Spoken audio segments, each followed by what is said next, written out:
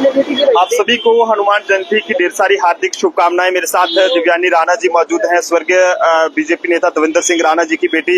Ma'am, सबसे पहले आपको हनुमान जयंती की बहुत बहुत मुबारक हो। जी, आपको और सभी दर्शकों को हमारी तरफ से हनुमान जी जयंती की बहुत बहुत शुभकामनाएं। मैम, एक थोड़ा हटके भी पूछना चाहूंगा, जिस तरह से पिछले दिनों देश के गृह मंत्री अमित शाह जी से आपने और आपके पूरे परिवार ने उनसे मुलाकात करी थी, क्या कहेंगे कि नगरोटा सीट पर जो आपकी इलेक्शन लड़ने की मोहर है वहाँ पर लग गई है? देखिए, इस विषय पे चर्चा करना हमारा बनता नहीं है। आप हमारे मीडिया के सहयोगी हैं, आपको पता ही है कि पार्टी का एक नियम होता है और पार्टी के अनुशासन के तहत पार्टी ने जो घोषणा जैसी करनी होगी वैसे करनी। तो क्या कहें, क्योंकि कई सारे लोग वहाँ पे ये सोच रहे हैं कि हम वहाँ से इलेक्शन लड़ेंगे, क्योंकि आपके भी हम ये देख रहे हैं लगातार लोगों का प्यार आपको नगरोटा के लोगों का मिल रहा है और काफी ज्यादा सपोर्ट वहाँ के लोग आपको। देखिए, ये सारा स्वर्गीय दविंदर सिंह राणा साहब का आशीर्वाद है।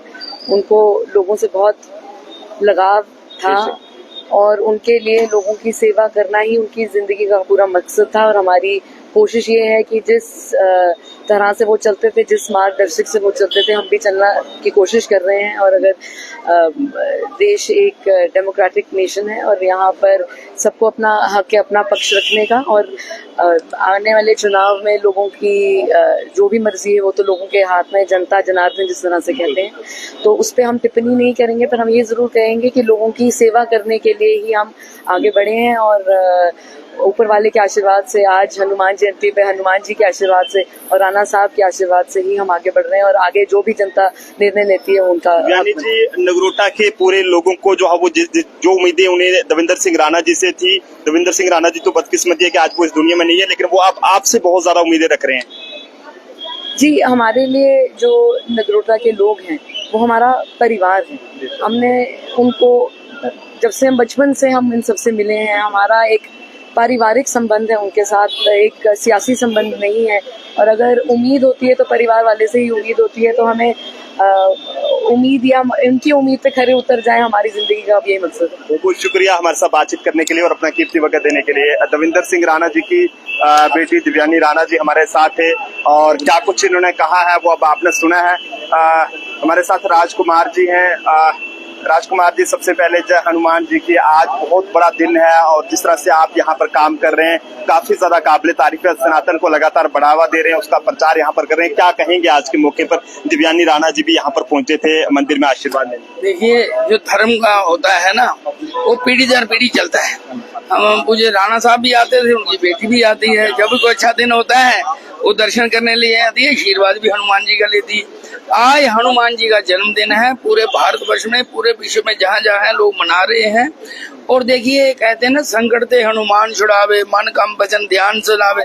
संकट ते हनुमान छुड़ाते हैं, इसमें कोई दो राय नहीं, पर मन कम वचन ध्यान जो लावे, इन चीजों पे लगना है। हनुमान जी कलयुग के देवता हैं, तो इसीलिए हमें हर जगह जब भी कोई होता है, क्योंकि पहले हनुमान चालीसा से सारा काम करता है। एक मुखी हनुमान जो है सब कुछ दे सकते हैं, ये तो हम 5 मुखी हैं। जहाँ 5 लग जाएं तो कितनी बड़ी बात होती है। तो इसीलिए हर व्यक्ति ने सुबह उठ के हनुमान चालीसा जरूर पढ़ना चाहिए। इससे शक्तियां हैं जो जागृत होती हैं। आपको पता है, जब बचपन में हनुमान जी को बड़ी भूख लगी तो कुछ नहीं मिला, तो माँ को बोला कुछ देने को क्यों नहीं रखा, तो सूर्य नारायण निकले। उन्होंने बोला ये बड़ा बहुत अच्छा फल है, तो सूर्य नारायण को ही निकल गए थे। इससे बड़ी और क्या बात है। तो इसीलिए हमें हनुमान जी के अवसर कर लिया। तो जम्मू के बिल्कुल जो हनुमान जी का एक बहुत बड़ा मंदिर है, यहाँ से आपको तस्वीरें दिखाने की कोशिश की है। यहाँ पर बताते चले कि स्वर्गीय बीजेपी नेता दविंदर सिंह राणा जी एक बहुत बड़ा नाम है और जिस तरह से नगरोटा से उन्हें एक भारी बहुमत के साथ वहां से जीत हासिल हुई थी, लेकिन बदकिस्मती रही कि उसके बाद उनकी सेहत ठीक ना होने की वजह से जो है वो उन्होंने दिल्ली के एक हॉस्पिटल में जो है वो अपनी आखिरी सांसें ली। लेकिन उसके बाद उनकी बेटी दिव्यानी राणा जी की बात करें, लगातार नगरोटा इलाके पर जो है वो नजर वहां पर रखे हुए हैं और लोगों को ऐसी कोई भी कमी जो है वहां पर महसूस नहीं होने दे रहे हैं कि जिससे लोगों को ऐसा लगे कि आज दविंदर सिंह राणा जी होते तो शायद आज हमारा ये काम हो जाता। तो इनकी तरफ से पूरी ये कोशिश की जा रही है कि लोगों के जो मसले हैं वो वहां पर हल किए जाए। तो ऐसे में आप लोग भी जरूर बताएं कि क्या नगरोटा से दिव्यानी राणा जी को वहां पर इलेक्शन जो है वो लड़ना चाहिए या फिर नहीं, क्या आप इन्हें सपोर्ट करते हैं या फिर नहीं। देखते रहे जम्मू ट्रिब्यून के अभिषेक के साथ नरेंद्र सिंह ठाकुर, जम्मू।